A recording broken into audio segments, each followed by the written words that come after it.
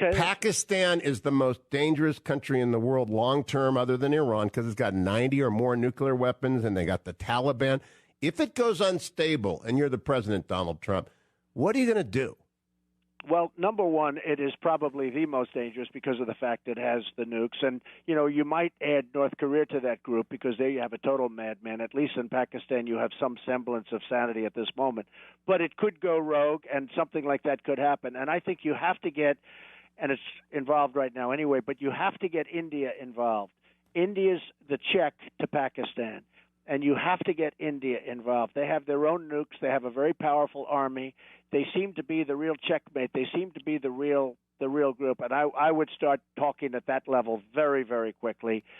But look, you cannot have a rogue group with nukes. You can't have it. We've got it already. One of the things I brought up at the debate, I got no credit for it, and now everybody's talking about it, is North Korea.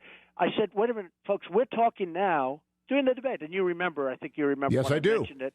I said, we're talking so much about Iran, and they don't have nukes at this moment. They may have them fairly quickly based on this ridiculous deal that was made, but they don't have nukes.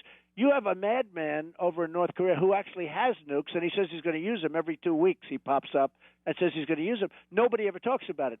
So since I said that, I've noticed that Rubio and others have been talking more about North Korea. You have a lot of hot spots, but Pakistan is a serious problem. They have weapons that work, and they have a lot of them, and I think we have to deal very closely with India having to do with I agree with that. Would you be prepared to send American troops, as President Obama did, to get Osama bin Laden to go and get their nukes if it became an unstable? Well, let me tell you, it's so important to me. If I won, I don't want to be talking to you, Hewitt, and all of these people about what I want to do. You have to have a certain, people can't know exactly what your intentions are.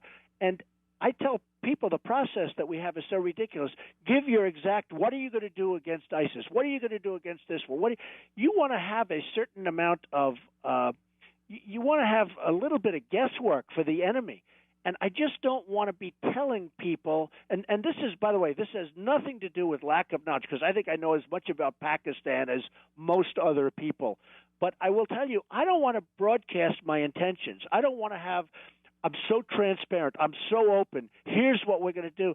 They have to guess. They have to be able to say, he's unpredictable. One of the articles came out recently about my business dealings, and a very respected man said that Trump is one of the greatest businessmen in the world because he's totally unpredictable. We never know what he's going to do. And you know what? I want to be unpredictable with this, too. I don't want to be like Obama, where he's always saying, we're going to go, in 2 weeks we're going to do this, and then we're going to do that. And I'm saying to myself, can you imagine General Douglas MacArthur or General Patton? They're spinning in their graves. So when you talk about Pakistan, and let's say they go rogue, I don't want to really be saying what my initial thought is. Also, my initial thought may be much different from what I want to do at the time. But I want them to not know what my thought process is. Does that make any sense to you? It makes perfect. It's Nixonian, actually.